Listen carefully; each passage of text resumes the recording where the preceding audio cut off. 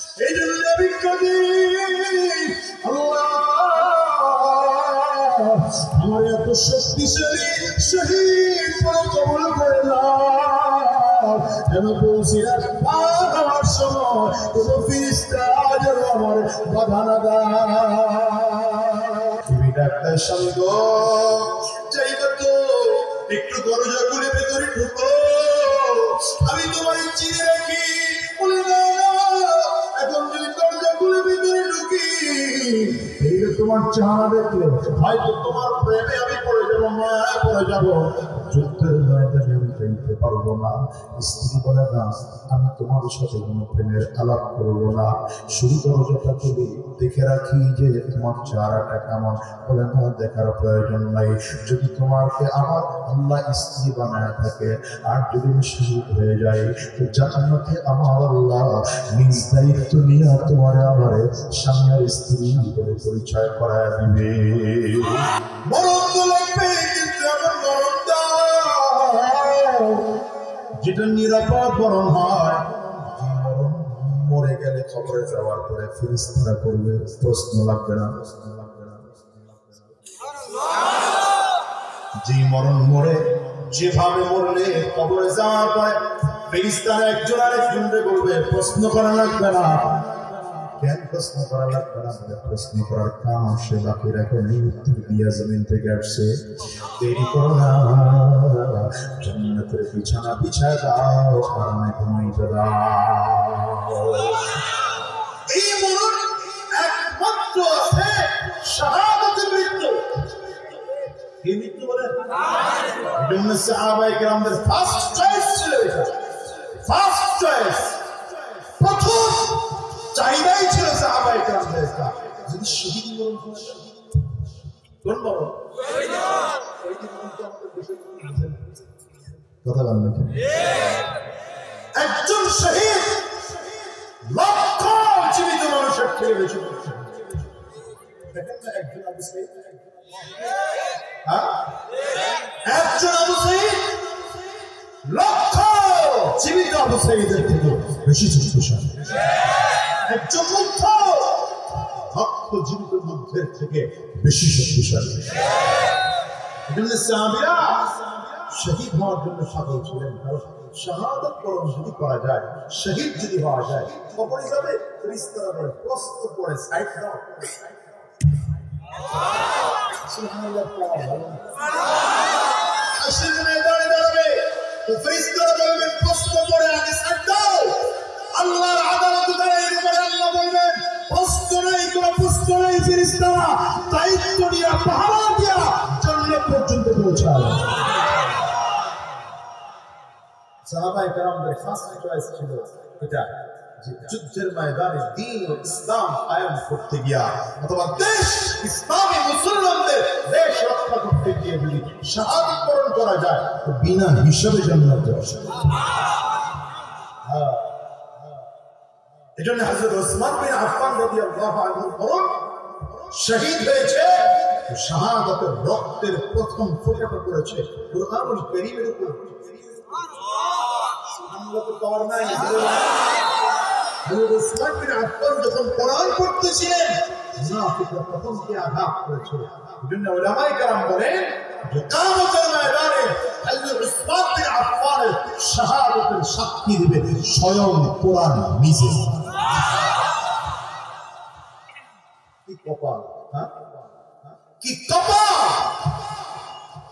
আনাস বিন মালিক রাদিয়াল্লাহু আনহু, সহিহ বুখারীর বর্ণনা, আনাস বিন মালিক রাদিয়াল্লাহু আনহু উহুদের ময়দানের দিকে দৌড়াইতেছেন। কোন সময়? আপনারা জানেন, উহুদের ময়দানে প্রথম মুসলমানদের বিজয় হয়েছিল। প্রথম বিজয় কাদের হয়েছিল? নবীজি 50 জন সাহাবীকে বিরক্ত করেছেন, 50 জন সাহাবীকে পাশাদার করিয়ে রেখেছিলেন, আমি না বলা পর্যন্ত এখান থেকে নড়বে না। সাহাবায়ে কেরাম এখানে ইজতিহাদি ভুল করেছেন, করার কারণে পেছন দিক থেকে বেঈমানরা আঘাত করেছে মুসলমানদের উপরে, ক্ষত বিক্ষত করে ফেলেছে, শত শত মুসলমান আহত হয়েছেন, 70 জন সাহাবী শহীদ হয়েছেন। এর মধ্যে আমার নবীর দন্দন মুবারক শহীদ হয়েছে। নবীজি মাথার এখানে তীর আসলে মাথায় লোহার টুপির লোহা ভেঙে লোহার টুকরা নবীকে মাথার মধ্যে ঢুকে দিয়েছিল। এই যুদ্ধ যখন তুমুল বেগে চলতেছিল, আনাস বিন মালিক যুদ্ধের দিকে তার পাশ থেকে একজন ডাক দিয়েছেন, আনাস কই যাও? ওটাই উহুদের ময়দানে। ওই জানো উহুদের অবস্থা এখন কি ভয়ঙ্কর। মুসলমানদের উপরে কাফেররা পাল্টা আক্রমণ করেছে, মুসলমানদের অবস্থা নাজুক।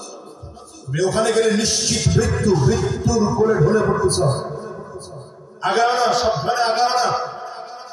আনাস বিন মালিক বলেন, আরে তুমি আমাকে মৃত্যুর কথা বলছো? ইন্নী ওয়াজাদতু রিহাল জান্নাহ।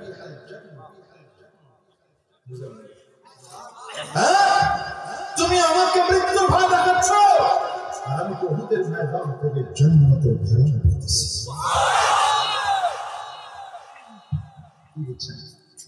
কি বুঝছেন? বাস্তবতা তাই হয়েছে। সহিহ বুখারীর মধ্যে এসেছে, হযরত আনাস বিন মালিক যুদ্ধে চলে গেলেন, শাহাদাত বরণ করেছেন। শাহাদাত বরণ করার পরে সাহাবায়ে কেরাম তার লাশ দেখেছেন। 70টা আঘাত তার শরীরের মধ্যে, 70টা ক্ষত বিক্ষত করা হয়েছে, চোখ উপড়ে ফেলা হয়েছে। আনাস বিন মালিক তার বোন আঙ্গুলের ছাপ দেখে শনাক্ত করেছে, হ্যাঁ এটা আমার ভাই আনাস বিন মালিক। হ্যাঁ, ওখানে আরো জোরে কথা বলেন, ওখানে যারা আছে বুঝে বুঝে আরো জোরে কথা বলেন, আওয়াজ এত দূরে আসে না।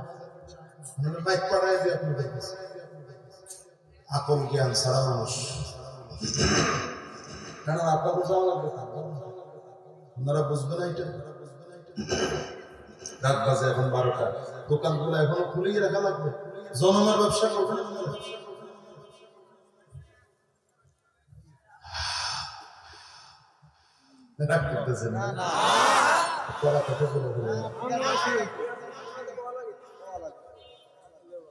বিবেক থাকা দরকার, মানুষের এতটুকু বিবেক থাকা।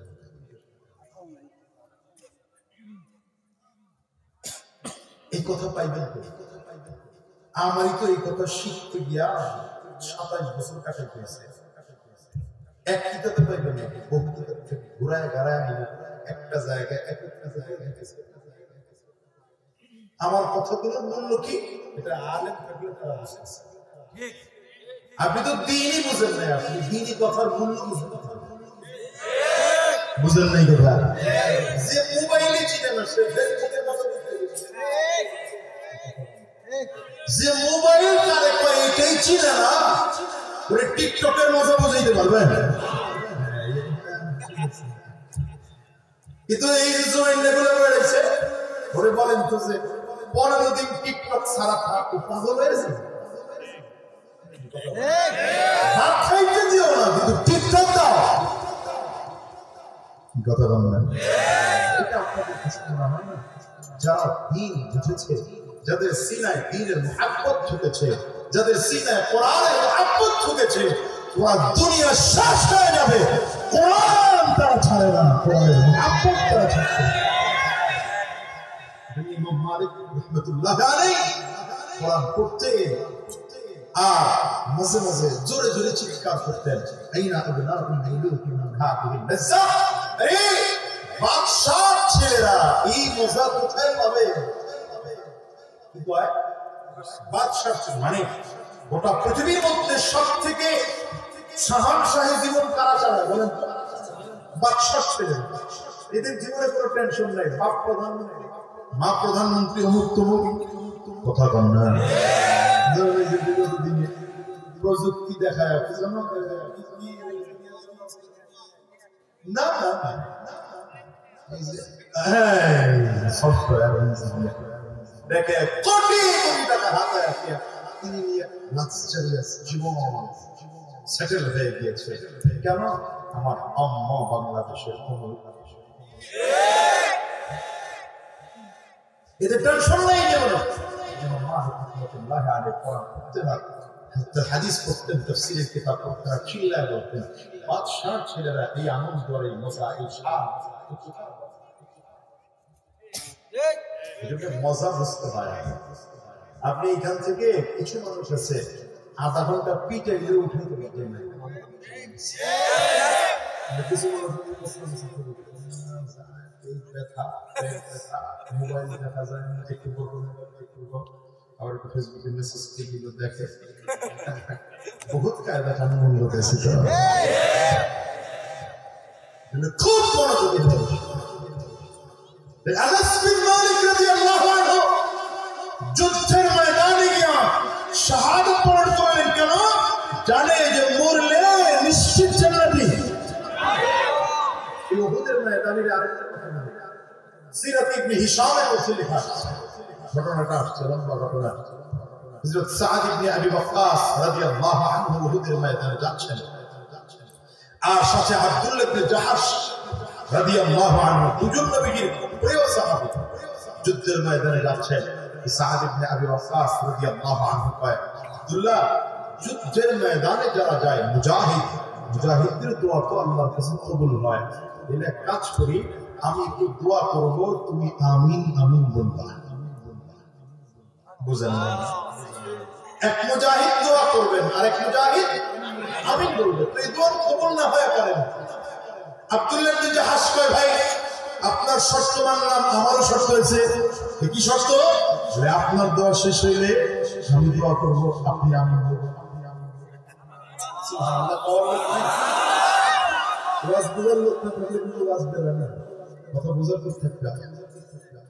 মুজাহিদদের দোয়া আল্লাহর কাছে কবুল হয়, গ্যারান্টি আছে, গ্যারান্টি আছে।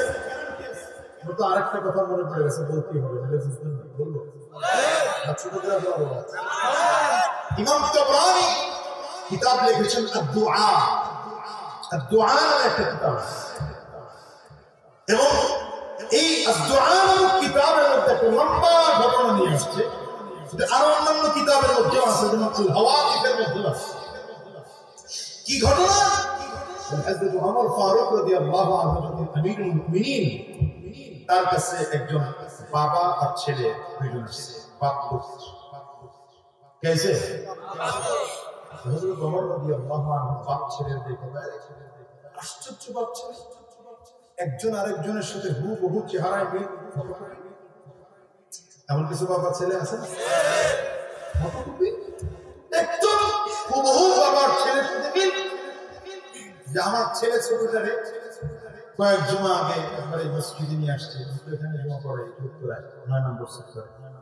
আমার সভাপতি দেখে, ভাই আপনার ছোটটারে দেখে তো মনে হয় আপনার ফটোকপির মেশিন উপরে রাখছে, নিজ দিয়ে হযরত ওমর ফারুক বলেন, ফটোকপি বাপ ছেলে হুবহু মিল। কথা শুনতেই বাবার চোখ দিয়ে পানি বের হচ্ছে। আমিরুল মুমিনিন, আপনি তো ফটোকপির জায়গায় মিল দেখলেন, এই বাচ্চা চমৎকার চমৎকার একটা ঘটনা আছে। মিন আজাইবিদ দুনিয়া নামক কিতাবেও আবু বকর ইবনে আবি দুনিয়া তিনি এই কথাটাও আনছেন। কিতাবের নামগুলো কয়ে দিলাম, হুজুরের জন্য পরে খুঁজে বের করে পাইতে সহজ, হেগজের কিছু কিছু দিয়ে গেলাম আর কি, ওয়াজটা শোনা যেন পরীক্ষা। আপনাদের কিতাবের নাম না বললেও চলতো, হুজুররা আছে এই কারণে কয়ে দিয়ে গেলাম। কি ঘটনা? বলে আমার এই বাচ্চাটা মায়ের গর্ভে, যখন ওর মায়ের গর্ভে কোন এক যুদ্ধের ময়দানে রওনা করছে, আমি যখন যুদ্ধের ময়দানে রওনা করলাম, আমার বিবি নিজের পেটে হাত ধীরে ধীরে কাঁপতে করতেছে আর বলে, জানতো আপনি যাচ্ছেন তো আপনি, কিন্তু আপনি ফিরে আসবেন কোনো গ্যারান্টি তো নেই। যদি শহীদ হয়ে যান তো আমার সন্তানের অবস্থা, শহীদ হয়ে যান তো সন্তানের অবস্থা কি হবে? এই সাহাবী বলেন, আমার দিলটা এত নরম হলো, মনে মনে চিন্তা করলাম, আমি তো মুজাহিদ, মুজাহিদের দোয়া তো আল্লাহর কাছে কবুল হয়। আমি আমার স্ত্রীর পেটে হাত রেখে বললাম, আস্তাউদিউকাল্লাহ মা ফি বাতনিক, তোমার গর্ভে যা আছে আমি সেটা আল্লাহর হাওয়ালা করে দিয়ে গেলাম। তোমার পেটে যে সন্তান আছে, সন্তানকে আল্লাহ উপরে ভরসা করে রেখে দিয়ে গেলাম, আল্লাহ আমানতি দিয়ে চলে গেছেন যুদ্ধের ময়দানে।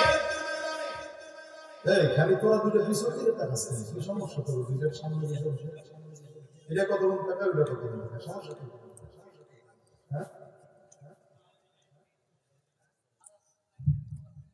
যুদ্ধ ময়দান থেকে লম্বা সময় কাটায় বাড়িতে যখন ফিরলেন, এলাকার লোকজন এসে বলতেছে, আল্লাহর বান্দা, তোমার বিবি তো জমিন থেকে বিদায় হয়ে গেছে, বিবি মারা গেছে। বিবি, আশ্চর্যের বড় ব্যাপার হলো, বিবি তো মারা গেছে, কিন্তু তোমার বিবি তো জাহান্নামী। কেমনে বুঝলা? কবরে প্রতিদিন রাতে অন্ধকারের মধ্যে আগুন দেখা যায়, আগুন দেখা যায়। সাহাবী চিন্তা করে মিলাইতে পারতেছে না, আমার বিবি তো জাহান্নামী হওয়ার কথা। এই মনোযোগ আছে তো? আমার বিবি তো জাহান্নামী হওয়ার কথা না, কিন্তু জান্নাতের মেহমান হওয়ার কথা। তার সুস্থ অবস্থায় কোনদিন তাহাজ্জুদ কাজা হয় না। বিবি কেমন স্বামী জানে, স্বামী কেমন বিবি জানে। বিবি যদি তার স্বামী সম্পর্কে সার্টিফিকেট দেয়, তোমার স্বামী ভালো, আমি বলেন ওর স্বামী কেমন। আবার কোন স্বামী যদি তার বিবির ব্যাপারে সার্টিফিকেট করে যে আমার বিবি ভালো, বিবি জান্নাতি। আর আমাদের তো আমি কায়দা কানুন চলে, এটা হিরে কায়দা, হিরে সালাম নাই জোরে পড়া, এটা গোলামের মুখ, এটা বাতিল দিবে, সেটা নাই জোরে পড়া।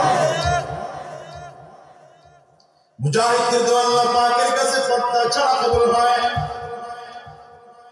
আমিরুল মুমিনিনের সামনে দাঁড়ায় বলেন, আমিরুল মুমিনিন, টেনশনে পড়ে গেলাম, চিন্তায় পড়ে গেলাম। এই ছোট্ট বাচ্চাকে আমি তো আল্লাহর আমানতে দিয়ে গিয়েছিলাম, আর আমার বিবিটা জাহান্নামী হওয়ার কোনো অপশন করতে পাই না, কারণ আমার বিবি তো তাহাজ্জুদ গুজার ছিলেন, নামাজ এক ওয়াক্ত কোনোদিন ছাড়েন নাই, দ্বীনের পথে চলেছেন, চোখের পানি ছেড়ে ছেড়ে আল্লাহ পাকের কাছে কান্না করেছেন। আমার বিবি জাহান্নামী হতে পারে না, রাত্রিবেলায় নিজের চোখে দেখার জন্য ঘর থেকে একা একা বের হয়েছে। তাকায় দেখেন আসে কবর থেকে আগুন আর ধোঁয়া বের হয়। আল্লাহ নবী সাহাবী বলেন, মনে মনে বড় টেনশনে পড়ে গেলাম, আমার বিবির খবরে যদি জাহান্নামের আযাব হয়, তাহলে তাকে জাহান্নাম থেকে বাঁচানোর জন্য স্বামী হিসেবে যতটুকু চেষ্টা আমার করার দরকার আছে। মনে মনে চিন্তা করতেছে না, খবরের সামনে গিয়ে আর এইতেছে সচক্ষে দেখবো, কিন্তু মনে বড় ভয় জাহান্নামের আযাব নাকি আমাকে গ্রাস করে ফেলে। খবরের সামনে একটু সূরা ফাতিহা তিলাওয়াত করব, কোরআন পড়ে পড়ে আল্লাহ পাকের কাছে বলবো, আল্লাহ আমার বিবির খবরের আযাবটা মাফ করে দাও। আমিরুল মুমিনিনের দিকে তাকায় বলে, আমিরুল মুমিনিন, চিন্তা করে যখন এক কদম দুই কদম সামনে আগায় একদম কবরের সামনে দাঁড়ায় গেলাম, আশ্চর্যের ব্যাপার, দেখি দেখি কবরে জাহান্নামে কোনো আগুন নয়, আমার বিবি হত্যা করে কবরের কাপড় পরে আরামে ঘুমায় আছে, আর আমার বিবির পায়ের কাছে আমার ছোট্ট বাচ্চাটা খেলাধুলা করে হাত পা ছড়ায় ছড়ায় খেলাধুলা করতেছে, আর আমার বিবির মাথার কাছে একটা পাত্তি ধরানো আছে।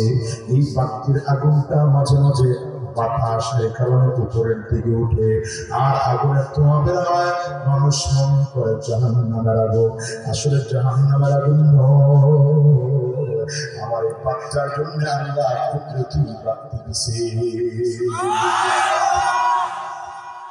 আল্লাহর বান্দা বলে, আমিরুল মুমিনিন, দেরি করি না, এই বাচ্চাকে কবর থেকে উঠা কোলের মধ্যে লইলাম, কোলের মধ্যে নেওয়ার সাথে সাথে কুদরতির মাধ্যমে খবরটা জায়গায় ভুল হয়ে গেল, আশ্চর্য হয়ে গেলাম। দাঁড়ায় দাঁড়ায় চিন্তা করলাম, নিজে যাওয়ার সময় সন্তানের জন্য দোয়া করেছি, আল্লাহ তার সন্তানকে হেফাজত করেছে, যদি বিবির হেফাজতের জন্য আল্লাহর কাছে দোয়া করে যাইতাম, সম্ভাবনা ছিল আমার বিবিকেও আল্লাহ হেফাজত করতে। মুজাহিদদের দোয়া আল্লাহর কাছে পর্দা ছাড়া কবুল হয়, বলেন বলেন না মুজাহিদদের তো আল্লাহর কাছে পর্দা ছাড়া কবুল হয় দোয়া করতে দেরি হয় পর্দা কবুল হতে দোয়া কবুল হতে দেরি হয় না সাদ ইবনে আবি ওয়াক্কাস বলেন ভাই আব্দুল্লাহ দোয়া করব তুমি আমিন বলবা দোয়া করব তুমি আমিন বলবা এটা সিরাত ইবনে হিশামের মধ্যে আসছে ঘটনা উহুদের ময়দানে যখন রওনা করেছেন আব্দুল্লাহ ইবনে জাহান বলেন ভাই সাদ ইবনে আবি ওয়াক্কাস আপনি দোয়া করলে আমি আমিন বলবো কিন্তু আমি আপনার দোয়া শেষ হয়ে গেলে আমি দোয়া শুরু করবো আপনার দায়িত্ব হলো আমার দোয়াতে আপনিও আমিন বলবে একজন কি দোয়া করলাম আমরা একজন আরেকজনের সময় দোয়া করবো না গোপনে দোয়া করবো দুইজনই গোপনে দোয়া করবো যুদ্ধের ময়দানে চলে গেলেন দোয়া করেন একজন আমিন বলেন আরেকজন উহুদের যুদ্ধে যখন চলে গেলেন সাদ বিন আবি ওয়াক্কাস বলেন আব্দুল্লাহ এখন তো আমরা উহুদের ময়দানে ঢুকে যাব যুদ্ধ শুরু হয়ে গেল তুমি একদিকে চলে যাবো আমি আরেকদিকে চলে যাইব হয়তো এমন হতে পারে আজকের এই দেখাটা জীবনের শেষ দেখাও হতে পারে আব্দুল্লাহ বলো না কি দোয়া তুমি করেছো আব্দুল্লাহ ইবনে জাহান বলেন ভাই সাদ বিন আবি ওয়াক্কাস আমি তো ছোট মানুষ আপনি আমার বড় ভাই আপনি আমারে আগে বলেন আপনি কি দোয়া করেছেন এরপরে আমার দোয়া আমি বলবো সাদ বিন আবি ওয়াক্কাস বলেন আমি আল্লাহ পাকের কাছে দোয়া করেছি আল্লাহ আগামীকাল যখন যুদ্ধ শুরু হবে আমি যেন আমার সামনে একটা মোটা তাজা শক্তিশালী কাফিরকে সামনে পাই আমি আমার তরবারি দিয়ে তাকে কতল করে জাহান্নামে পাঠায় দেব আর তার সম্পদ যেন অনেক থাকে তাইলে আমার সম্পদগুলো তারে গনিমত পাইয়া মদিনার মানুষের মাঝে সম্পদগুলো বিলিয়ে দেব এবার বলো ভাই তুমি কি দোয়া করেছ আব্দুল্লাহ ইবনে জাহাশ দোয়ার কথা বলতে গিয়ে চোখ দিয়ে পানি ফেলে কাঁদতে আরম্ভ করেছে আর বলে ভাই সাদ আমি কি দোয়া করব বলো আমি তো একজন দুর্বল মানুষ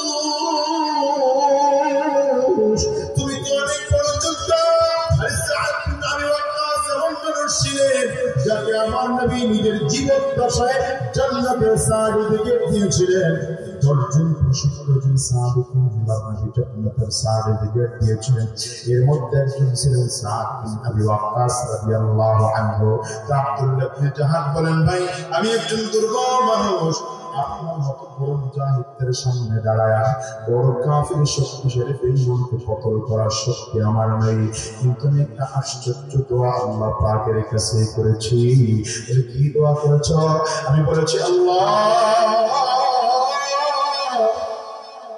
আগামীকাল যখন যুদ্ধ শুরু হয়ে যাবে আমার সামনে একটা শক্তিশালী কাফির বেঈমানকে দাঁড় করায় দিও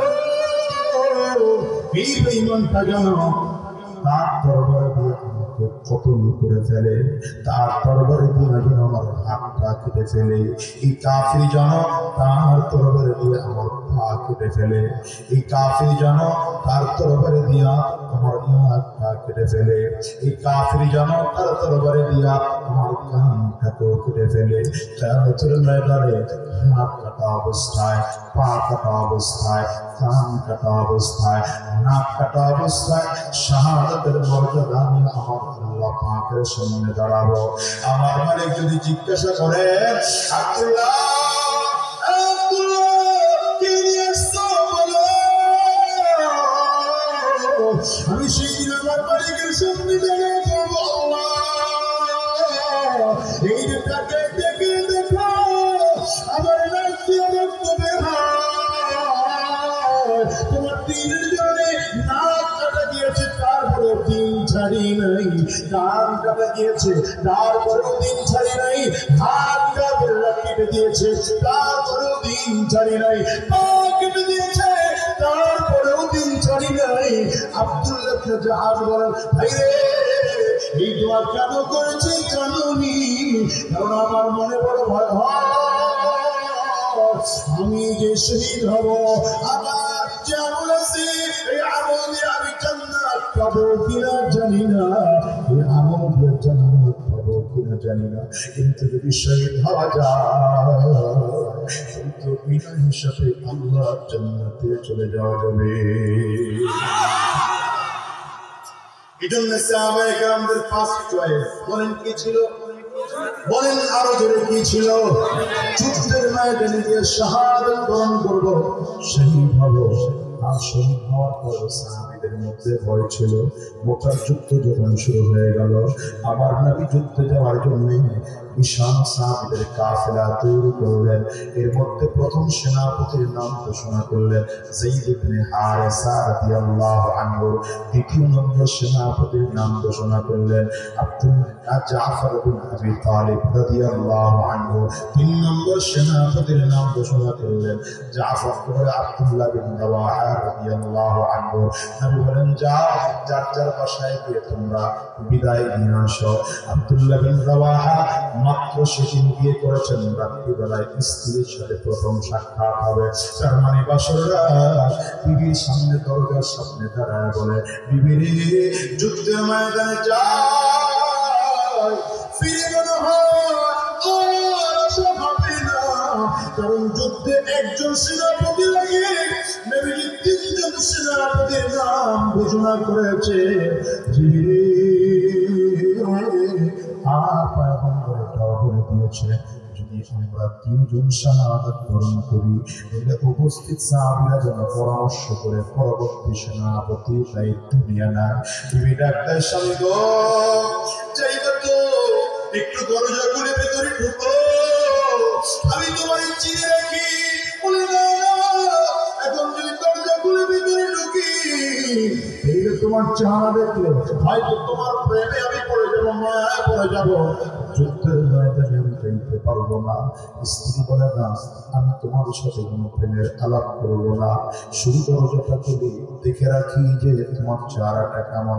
বলে, না, দেখার প্রয়োজন নাই। যদি তোমাকে আমার আল্লাহ স্ত্রী বানায় থাকে, আর যদি আমি শহীদ হয়ে যাই, তো জান্নাতে আমার আল্লাহ নিজ দায়িত্ব নিয়ে তোমার আমারে স্বামী আর স্ত্রী বলে পরিচয় করায় দিবে। এই আব্দুল্লাহ বিন রাওয়াহা উহুদ যুদ্ধে, মুতার যুদ্ধে রওনা করেছেন। রাস্তায় গিয়ে চিল্লায় কাঁদতেছে। সাহাবায়ে কেরাম সব দৌড়ে আসছেন, আব্দুল্লাহ বিন রাওয়াহা রে, কেন কাঁদো? মনে হয় তুমি বিবি ঘরে রেখে আসছো, তার কারণে আফসোস করে কান্না করো। আব্দুল্লাহ বিন রাওয়াহা বলেন, বিবির জন্য কান্না করি না, আমি কেন কাঁদি জানো? নবীজির ঘোষণার দরুন দেখে মনে হয় আমি যুদ্ধের ময়দানে শহীদ হয়ে যাব, কিন্তু আমার মনে বড় ভয়, আমার শাহাদাতটা কি এই পরিমাণ শক্তিশালী হবে যে আমার শাহাদাতের পাহাড় দিয়া ফুলসিরাত পার হইয়া জান্নাত পর্যন্ত পৌঁছতে পারবো? এই পরিমাণ শক্তিশালী পাওয়ারফুল শহীদ কি আমি হতে পারবো নাকি?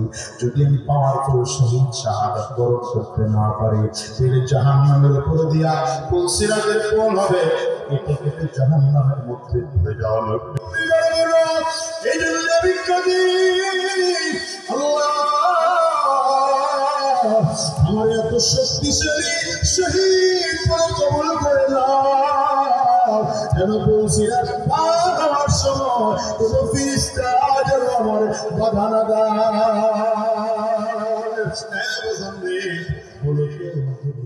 থাকতে পারে নাই। তুমি আর আমিও দুনিয়া থাকতে পারবো না। এই দুনিয়া থাকার জায়গা তুমি রে বাবা, দুনিয়ার থেকে আজও কাল বিদায় নেওয়াই লাগবে, ঠিক না বেঠিক? এক নম্বর, যদি শাহাদাত বরণ করতে পারি তাহলে সব থেকে বেশি লাভ। যদি শাহাদাত বরণ করতে না পারি, তো মালিকের কাছে বলো, আল্লাহ, আরে আল্লাহ, কাবা তওয়াফ করা অবস্থায় মরণ দিও, নবীর রওজার পাশে দাঁড়ায় জিয়ারত করা অবস্থায় মরণ দিও, আল্লাহ কোরআন তেলাওয়াত করা অবস্থায় মরণ দিও। আল্লাহ যদি কাবা না মদিনায় যাওয়ার তৌফিক না দাও, বাংলাদেশে আমার ঘরে বৈশা কোরআন তেলাওয়াত করা অবস্থায় যেন আমার মরণ হয়, নামাজ অবস্থায় যেন আমার মরণ হয়, না তার কবরটারে জমিনের মধ্যে ঠেকায়া যখন বলবো সুবহান রাব্বিয়াল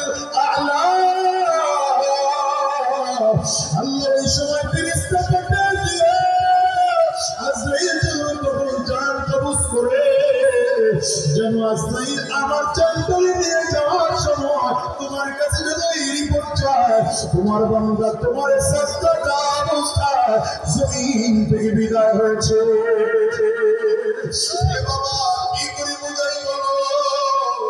এই আজকে 10টা 10:30 সময় সকালবেলায় যখন ভূমিকম্প হলো আর হঠাৎ করে মনে চিন্তা আসলো, আল্লাহ কোন জায়গায় আমার মরণ দিবা?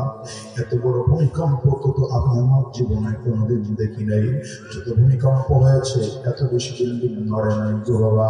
আয় আল্লাহ, যদি মরণ দিতে হয় এমন জায়গায় মরণ না দেয়া আমার মদিনায় নিয়ে মরণটা আমার দিও, কারবায় নিয়ে আমার মরণটা দিও, আবার মরতে যাইয়া অবস্থায় মরণ দিও, কাবার পাশে দাঁড়াইয়া নামাজের মধ্যে কোরআন তেলাওয়াত করতে পারি এই অবস্থায় মরণ দিও। কেন বলি বাবা জানো, দুনিয়াতে এমন অনেক মানুষ আছে মদের বাড়ি করতে গিয়ে তাদের মরণ হয়, ডাকাতি করতে গিয়ে তাদের মরণ হয়, সন্ত্রাসী করতে গিয়ে তাদের মরণ হয়। আছে না নাম জোরে চললে আওয়াজ করে আল্লাহর কাছে বলো, আল্লাহ আমি তো গুনাহগার, আমার চেয়ে গুনাহগারে জমিনে আর কেউ নাই, কিন্তু আল্লাহ গুনাহ দিয়া জমিন থেকে নিও না, গুনাহগার বানায় জমিন থেকে নিও না, জাহান্নামী বানাইয়া জমিন থেকে নিও না, বেঈমান বানায় জমিন থেকে নিও না। আল্লাহ জমিন থেকে যখন নিবা ইমানদার বানাইয়া নিও, কোরআন তেলাওয়াত করা অবস্থায় জমিন থেকে নিও, নামাজের সাজদা করা অবস্থায় জমিন থেকে নিও। না দাও অন্তত গুনাহ মুক্ত বানায় জমিন থেকে নিও। এই জন্য ভাই আজকের রাত কারো জীবনের শেষ রাত, আজকের এই মোনাজাত কারো জীবনের শেষ মোনাজাত, আজকের মাহফিল কারো জীবনের শেষ মাহফিল। আমার মনে করিতেছে আজকের এই রাতটাকে জীবনের শেষ রাত মনে করে ওয়াদা করে বিদায় হও। যতদিন জমিনে থাকবো হারাম রাস্তায় চলবো না, শয়তানি রাস্তায় চলবো না, গুনাহের পথে চলবো না। কারা কারা ওয়াদা করতে পারো? বেটা হাত উঁচা করে আল্লাহকে দেখাও, আওয়াজ দিয়ে চিৎকার করে জোরে ডাকো আল্লাহ। হয় না নিজের গুনাহগার মনে করে ডাক দাও না আল্লাহ, চোখের পানি ফেলে ডাক দাও আল্লাহ। খোদার মানি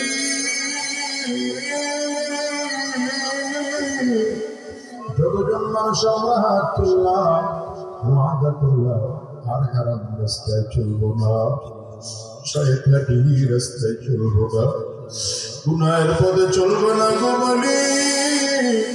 হায় আল্লাহ তুমি কবুল করে না,